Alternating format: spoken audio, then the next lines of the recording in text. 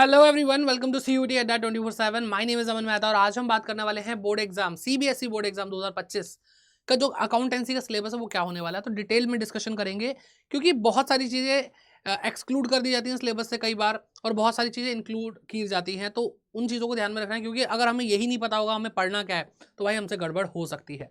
ठीक है, तो सारे स्टूडेंट एंड तक इस वीडियो को देखिए और थोड़ा बहुत हम बात करेंगे सीयूटी के सिलेबस की भी कि जो आपका क्लास 12 का सिलेबस है उसके अंदर क्या क्या आता है सीयूटी एग्जाम में और साथ ही साथ एडिशनल चैप्टर्स क्या क्या आ सकते हैं सीयूटी के अंदर। ठीक है, वैसे तो मेन हम क्लास 12 के बारे में ही बात करेंगे लेकिन आपको प्रिपरेशन साथ साथ करनी है, इसीलिए हम यहाँ पे थोड़ी बहुत सीयूटी के बारे में भी बात करेंगे।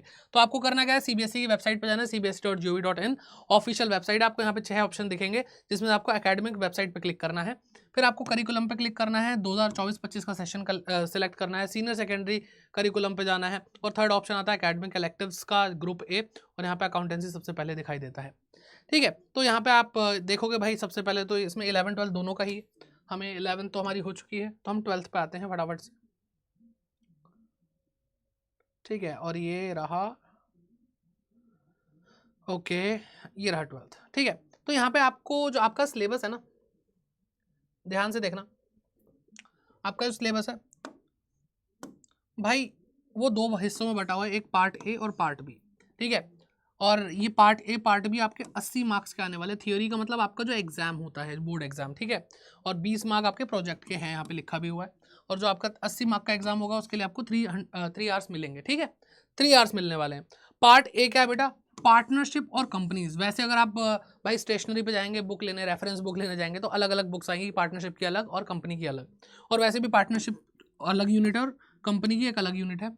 और यहाँ पर 36 मार्क्स की पार्टनरशिप आती है, 24 मार्क्स की कंपनी आती है, जो कि टोटल आता है 60 मार्क्स। ठीक है, फिर पार्ट बी के अंदर 2 यूनिट आपको और दिखाई देंगी, एनालिसिस ऑफ फाइनेंशियल स्टेटमेंट और कैश फ्लो स्टेटमेंट।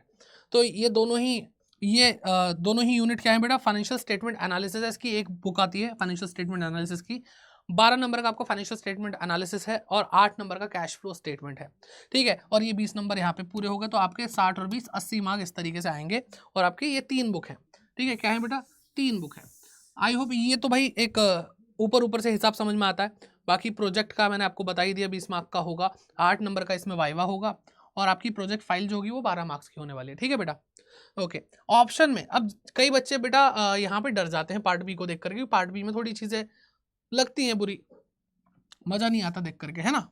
तो कोई बात नहीं, तो बच्चे क्या करते हैं वो कंप्यूटराइज अकाउंटिंग पढ़ लेते हैं। अब ध्यान से देखो बेटा, जो आपका पार्ट बी है, जो पार्ट बी है वो बेटा 20 मार्क्स का है और यहाँ पे कंप्यूटराइज अकाउंटिंग भी पार्ट कितना बेटा 20 मार्क की है। ठीक है, कितना 20 मार्क्स की है। तो ये चीज़ क्लियर है आपको कि आप, लेकिन यहाँ पे बेटा क्या है कि यहाँ पे प्रॉपर थियरी पढ़नी पड़ेगी। क्या पढ़नी पड़ेगी बेटा, प्रॉपर आपको थियरी पढ़नी पड़ेगी। तो जो बच्चे न्यूमेरिकल्स में वीक होते हैं और अकाउंटेंसी फिर भी पढ़ना चाहते हैं तो कंप्यूटराइज अकाउंटिंग पढ़ सकते हैं और सीयूईटी के अंदर इसका एडवांटेज मिलेगा ही मिलेगा। बाकी भाई सीयूईटी में ये भी पूछा जाता है तो इसको भी स्किप नहीं कर सकते। ठीक, चलिए, तो आई होप यहाँ तक बात समझ में आ गई और आपका जो पार्ट बी है उसी के अंदर से आपकी जो प्रोजेक्ट फाइल और वाइवा है वो आता है। ठीक, अब डिटेल में आ जाते हैं कि भाई इन्होंने बता रखा है पार्ट के अंदर क्या क्या क्या आता है। तो पार्टनरशिप की अगर हम बात करें लगभग 6 चैप्टर होते हैं, किसी बुक में 7 चैप्टर होते हैं, किसी में 6 होते हैं। ठीक है, लेकिन कंटेंट उतना ही होता है। पहला आता है फंडामेंटल्स ऑफ पार्टनरशिप, जिसके अंदर आपको बहुत बेसिक बताया जाता है कि बहुत अच्छी खासी थियरी आती है जो कि बहुत रेलिवेंट होती है आगे चल के। ठीक, तो उसमें डेफिनेशन आती है, पार्टनरशिप डीड क्या होती है वो आता है, पार्टनरशिप एक्ट के बारे में बताते हैं, कैपिटल अकाउंट्स के बारे में बताते हैं, फ्लक्चुएटिंग फिक्स्ड मेथड जो होते हैं उसके, फिर पीएल अप्रोप्रिएशन अकाउंट जो मोटा मोटा हमें पढ़ना है इसमें, पास्ट एडजस्टमेंट पढ़नी पड़ती है। अच्छा, गुडविल एक अलग चैप्टर आता है, वैल्यूएशन ऑफ गुडविल, कि गुडविल कैलकुलेट कैसे करता है। अभी तक हमने 11th क्लास में यही पढ़ा था कि इंटेंजिबल असेट्स होते हैं जिसमें से एक होती है गुडविल। ठीक है, फिर यहाँ पे बेटा क्या आएगा, फिर आता है यहाँ पे रिकंस्टिट्यूशन और डिसोल्यूशन। तो इसके अंदर change in profit sharing ratio, partners हैं तो भाई प्रॉफिट शेयरिंग रेशियो होगा, यानी प्रॉफिट को बांटने के लिए एक अनुपात होगा कि भाई कितना कितना प्रॉफिट बांटा जाएगा। तो उसके अंदर अगर कोई चेंजेस आ जाते हैं तो उसके अंदर भी बहुत सारी चीज़ें हैं बेटा, sacrificing gaining ratio, revaluation account, ठीक है, एक्यूमुलेटेड प्रॉफिट लॉस रिजर्व। अभी आपको नहीं समझ में आएगा क्या क्या है, ठीक है, लेकिन हाँ धीरे धीरे हम ये पढ़ने लग जाएंगे। एडमिशन के अंदर भाई कि अगर किसी पार्टनर का एडमिशन हो रहा है तो किस तरीके से हम अकाउंटिंग करते हैं वो सारी चीज़ें बताई गई हैं और कुछ टॉपिक्स हैं यहाँ पे रिपीट भी होंगे। ठीक, और कुछ अलग 5 केसेस आएंगे जो गुडविल की बात करेंगे यहाँ पे, प्रीमियम फॉर गुडविल की। फिर रिटायरमेंट और death of a partner.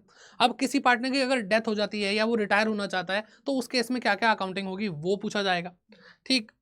And last में आता है पार्टनरशिप के अंदर डिसोल्यूशन। डिसोल्यूशन का मतलब यहाँ पे क्या है, पार्टनरशिप का बंद हो जाना। तो अगर पार्टनरशिप बंद होती है तो किस तरह से अकाउंटिंग करते हैं और अकाउंटिंग करके हम सारी बुक्स ऑफ अकाउंट्स को हम क्लोज कर देते हैं, तो वो चीज़ यहाँ पे सिखाई जाएगी। मेनली यहाँ पे हमें रियलाइजेशन अकाउंट सीखना होता है, ठीक है। और यहाँ पे बता रखा है excluding piecemeal distribution, sale to company and insolvency of partnership, ठीक है। तो पार्टनर इंसॉल्वेंट हो रहे हैं उसकी अकाउंटिंग यहाँ पे नहीं है, ठीक है। पीसमिल डिस्ट्रीब्यूशन एक चीज़ होती है वो आपके कोर्स में नहीं है, तो यहाँ पे आपको क्लियरली बता रखा है, ठीक है। फिर आता है बेटा आपका कंपनी अकाउंट्स। कंपनी अकाउंट के अंदर भाई 2 ही चैप्टर हैं पूरी बुक के अंदर। अगर मैं बात करूं 3 बुक बता रहा हूं मैं आपको, पार्टनरशिप, कंपनी और एनालिसिस, ठीक है। तो आपकी जो अकाउंटिंग है कंपनीज की उसके अंदर सिर्फ 2 ही चैप्टर है, जो कि है अकाउंटिंग फॉर शेयर कैपिटल, जिसके अंदर आपको बहुत सारी थियरी बताएगी कि भाई कितने तरह की कंपनीज होती, कंपनी होती क्या, कंपनी के फीचर्स क्या होते हैं, कंपनी इनकॉर्पोरेट यानी बनाई कैसे जाती है।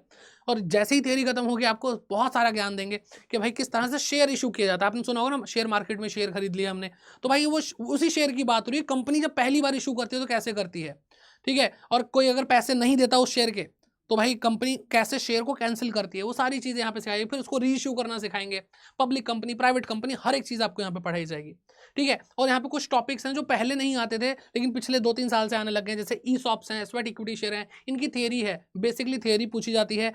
प्राइवेट प्लेसमेंट है, इसकी थियरी पूछी जाती है।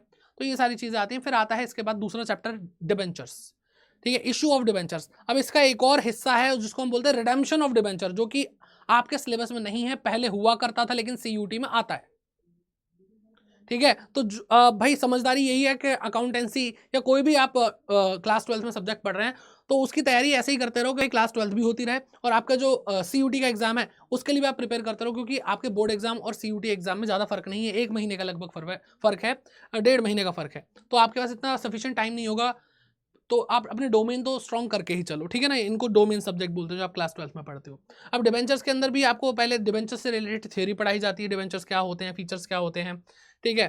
फिर रिडेम्पशन पॉइंट ऑफ व्यू से कैसे इशू करते हैं, कंसिडरेशन अदर देन कैश का कॉन्सेप्ट आता है। यहाँ पे आपको कोलेक्टल सिक्योरिटीज के बारे में बताया जाता है। Concept of TDS is excluded. पहले टीडीएस भी पढ़ाया जाता था, टैक्स डिडक्टेड एट सोर्स, लेकिन अब उसको भी हटा दिया गया है। तो बच्चों जो टीडीएस वाला कंसेप्ट है वो मत पढ़ना, ठीक। Writing off discount loss on issue of debenture, ये भी है, डिस्काउंट और loss on issue of debenture to be written off in the debenture are allotted from securities premium. अब आपको यहाँ पे डिटेलिंग भी दे दी है, सिलेबस तो बताया ही बताया, आपको कुछ कॉन्सेप्ट को क्लियर भी कर दिया कि कहाँ से कैसे कैसे करना है, ठीक है। चलो ये बात आई होप आपको समझ में आ रही है अच्छे से। फाइनेंशियल स्टेटमेंट एनालिसिस में आ जाते हैं, थर्ड जो बुक होगी आपकी यानी पार्ट बी, जिसके अंदर पहले फाइनेंशियल स्टेटमेंट ऑफ कंपनी की फाइनेंशियल स्टेटमेंट कैसे बनती है। आपने trading account, profit and loss account बना रखा है, बैलेंस शीट बना रखी है, लेकिन कंपनी के केस में चीजें अलग होती हैं, तो उनको अच्छे से सिखाया गया है, वो बताया गया है। शेड्यूल 3 ऑफ कंपनीज एक्ट 2013 के हिसाब से बताया जाता है कि किस किस तरह से कैसे कैसे स्टेटमेंट बनती है, ठीक है। तो यहाँ पे आपको statement of profit and loss यानी प्रॉफिट एंड लॉस अकाउंट नहीं बनता, statement of profit and loss बनता है। बैलेंस शीट बनती है इनकी थोड़ी अलग, वो वर्टिकल फॉर्मेट होता है इनका, ठीक है बेटा। तो आपको यहाँ पे बताया जाएगा, थियरीज बताई जाएंगी। एक्स्ट्रा ऑर्डिनरी आइटम वगैरह आपको नहीं पढ़नी है, यहाँ पे लिखा हुआ है एक्सेप्शनल आइटम, ये सारी चीजें आर एक्सक्लूडेड, हाँ ठीक है, ओके। अब फाइनेंशियल स्टेटमेंट एनालिसिस, अभी आपको बता दें फाइनेंशियल स्टेटमेंट क्या होती है, अभी उसका एनालिसिस करना है ना, एनालाइज करना है, तो उसके बारे में बताया कि एनालाइज करना क्या होता है, एनालिसिस होता क्या है फाइनेंशियल स्टेटमेंट का, क्यों करते हैं, ऑब्जेक्टिव क्या है, इंपॉर्टेंस क्या है, लिमिटेशन क्या है, कौन कौन से टूल्स हैं जिससे हम एनालिसिस कर पाएंगे फाइनेंशियल स्टेटमेंट का। अब आपने 11th क्लास में अगर थोड़ा ध्यान से पढ़ा होगा तो आपको पता चला होगा कि हमें क्या करना पड़ता है, हमें रिपोर्ट करना पड़ता है, कम्युनिकेट करना पड़ता है जो भी अकाउंटिंग इन्फॉर्मेशन के यूजर्स होते हैं। तो बेटा एनालिसिस करोगे तो ही रिपोर्ट बना पाओगे और तभी आप क्या कर पाओगे, कम्युनिकेट कर पाओगे जो यूजर्स हैं अकाउंटिंग इन्फॉर्मेशन के, चाहे वो इंटरनल यूजर है चाहे वो एक्सटर्नल यूजर है, ठीक है बेटा। फिर अकाउंटिंग रेशियोज आते हैं, अलग अलग तरह के रेशियो, 4 तरह के कैटेगरी के अंदर बहुत सारे रेशियोज पढ़ाए जाते हैं, तो वो हमें पढ़ना है। लिक्विडिटी रेशियो, सॉल्वेंसी रेशियो, आपको नाम भी दे रखा है कि लिक्विडिटी में 2 ही पढ़ना, करंट रेशियो, क्विक रेशियो, तो आपको टेंशन नहीं लेनी है, इससे ज्यादा इससे बाहर कुछ मत पढ़ना, और यहाँ पे आपको हर एक चीज पढ़ाई जाएगी, बिल्कुल भी टेंशन मत लेना, ठीक है। Profitability ratio, activity ratio, solvency ratio है। फिर बेटा कैश फ्लो स्टेटमेंट आ जाता है थर्ड बुक के अंदर, अगर देखा जाए तो भाई आपके 4 चैप्टर है कुल मिला के, ठीक है। तो 4 और 2 6, 6 और 6 12, लगभग 12 से 13 चैप्टर आपके सिलेबस में होने वाले हैं इस साल, और मजा आएगा भाई। क्लास 12th इस मतलब लविंग क्लास है ना, बहुत ही मजेदार क्लास है। कैश फ्लो स्टेटमेंट अपने आप में एक पूरी स्टेटमेंट बनाना सिखाते हैं पूरे चैप्टर के अंदर, और कुछ इसके अंदर कॉन्सेप्ट है नहीं। कैश फ्लो स्टेटमेंट जो होता है वो अकाउंटिंग स्टैंडर्ड 3, आपने सुना होगा अकाउंटिंग स्टैंडर्ड के बारे में क्लास 11th में, तो अकाउंटिंग स्टैंडर्ड 3 के हिसाब से कराई जाती है। उसको पूरी स्टेटमेंट को हम 3 अलग अलग एक्टिविटीज़ में बांट देते हैं, इन्वेस्टिंग, फाइनेंसिंग, ऑपरेटिंग, इन एक्टिविटीज़ में बांट देते हैं। तो वो चीज़ें आपको अच्छे से पढ़ाई जाएंगी। तो बेटा ये आपके डिटेल सिलेबस है, और अच्छे से बेटा आपको क्या कहते हैं, इससे बाहर नहीं पढ़ना है, पूरा फोकस करना है। और एक बात ध्यान रखना, वादा करके जाओ कि हम शुरू से पढ़ेंगे, अच्छे से पढ़ेंगे। क्योंकि देखो जो बच्चा शुरू से पढ़ेगा ना, वो कभी भी प्रेशराइज्ड फील नहीं होगा, अरे सर बहुत प्रेशर है, सर 12th क्लास में सर डर लग रहा है। डर देखो लगेगा, आप इंसान हो, डर लगेगा, लेकिन एक टाइम पे वो ना नॉर्मलाइज हो जाएगा जब आप शुरू से ही मेहनत कर रहे हो। एक वो बच्चा जो भाई कह रहा है पढ़ लेंगे, अरे मस्त एकदम बाद में देख लेंगे, एक वो बच्चा है। और एक बच्चा है जो भाई सिंसियरली, मैं ये नहीं कह रहा बहुत ज्यादा पढ़ो एकदम शुरू से अगर आप थोड़ा थोड़ा भी पढ़ते हो ना, तो एंड में जिन बच्चों को बहुत ज्यादा पढ़ना पड़ता है उनसे बहुत बेहतर रहते हो बेटा आप। ठीक है, अगर आप बचपन से ही कुछ ना कुछ हेल्दी चीजें खा रहे हो तो आपका शरीर बहुत मजबूत बनता है। ठीक है, ऐसा नहीं है कि बचपन से जंक फूड खा रहे हो और एकदम जब बड़े हो गए तब आपने बादाम खाने शुरू कर दिए तो आप हेल्दी हो जाओगे, नहीं होगे। वो उस हेल्थ में और इस हेल्थ में बहुत फर्क है। ये ठोस जो बच्चे होते हैं ना, वो यही होते हैं जो शुरू से पढ़ते हैं, और भाई थोड़ा थोड़ा पढ़ते पढ़ते बिल्कुल एक काफिला बना देते हैं, भाई कॉन्सेप्ट ही कॉन्सेप्ट आते हैं हमें। तो बेटा आप क्या कर सकते हैं भाई, आप जिस चैनल पर भी हमारे साथ जुड़े हुए हैं इस पर आप जुड़ सकते हैं। यहाँ पे आपको क्लासेस मिलने वाली हैं आगे चल के। आप जो भी आपको लगता है कि भाई हमें क्लासेस चाहिए, ये प्रॉब्लम है क्लास 12 को लेकर के, आप कमेंट कर सकते हैं। और CUT को भी साथ साथ देखते रहो। ठीक है, आप हमारे साथ CUT और क्लास 12 दोनों की तैयारी एक साथ कर सकते हो बेटा। ठीक है, उसके लिए आपको क्या करना है बेटा, उसके लिए आपको गूगल पे जाना है और टाइप करना अड्डा 24/7। क्या टाइप करना है बेटा, अड्डा 24/7। ये नहीं, एक मिनट, यहाँ पे हाँ, अड्डा 24/7 टाइप करना है। और आपको पहली वेबसाइट जो दिखेगी बेटा adda247.com, इस पे जाना है। यहाँ पे आपको ऑल कोर्सेज पे क्लिक करना है बेटा। ठीक है, यहाँ पे आपको UG PG एंट्रेंस एग्जाम पे दिखेगा, इस पे क्लिक करना है। फिर CUT UG पे क्लिक करना है, और आप कॉमर्स हैं CUT कॉमर्स पे क्लिक करना है। ठीक है बेटा, तो जो CUT के ड्रॉपर्स हैं उनके लिए उन्नति बैच आया हुआ है, लेकिन जो क्लास 12th में आए हैं बेटा वो एम्बिशन बैच में ज्वाइन कर सकते हैं। वो क्लास 12th आपको पढ़ाई जाएगी, और आपको जरूरत ही नहीं है, टेंशन लेने की जरूरत नहीं है, आपको इसी में CUT करा दिया जाएगा। ठीक है, तो ये पहला बैच है जो शुरू से एंड तक चलेगा, वो बेटा जीत के ही आएगा। और बहुत सारे फैकल्टीज है जो आपको अलग अलग सब्जेक्ट्स पढ़ाएंगे, और आपकी क्लास 12th और आपका CUT सब कवर कर देंगे। ठीक है बेटा, तो यहाँ पे बाय नाउ पे क्लिक करेंगे, ये जो आपको प्राइस दिख रहा है अभी ये कम हो जाएगा। आपको कोड यूज करना Y550, क्या यूज करना है बेटा, Y550।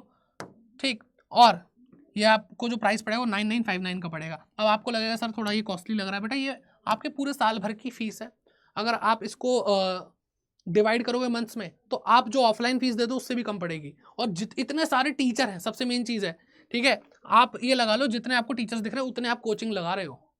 अब हर टीचर को क्या कहते हैं, आप जो नॉर्मली फीस देते हो, क्योंकि आप अगर एक सब्जेक्ट की भी फीस लगाओगे ना कि अकाउंट्स पढ़ रहे हो कहीं पे, तो आपको पूरे साल भर में 10,000 से ज़्यादा का तो वही पड़ जाएगा। यहाँ पे तो भाई 8-9 टीचर हैं आपको पढ़ाने के लिए, तो उसके अंदर आपकी जो कॉस्ट है वो बहुत कम है, पूरे साल भर की कॉस्ट है। हम आपके लिए अवेलेबल रहेंगे, पढ़ाते रहेंगे, और बैच खत्म हो जाएगा तो आपको जो क्लासेस लाइव यहाँ पे दे रहे हैं वो रिकॉर्डेड फॉर्मेट में भी आपके पास रहेंगी, और एंड में भी हम आपके साथ जुड़े रहेंगे किसी ना किसी माध्यम से। ठीक है बेटा, तो आई होप आपको ये वीडियो अच्छी लगी होगी। सबका शेयर जरूर करें, अपनी प्रॉब्लम कमेंट्स में जरूर लिख के जाएं, और हाँ वादा करके जाएं कि शुरू से पढ़ेंगे, और भाई ये साल अपने जीवन का सबसे बेस्ट ईयर बनाने वाले हैं। All the best, bye bye, take care and keep growing.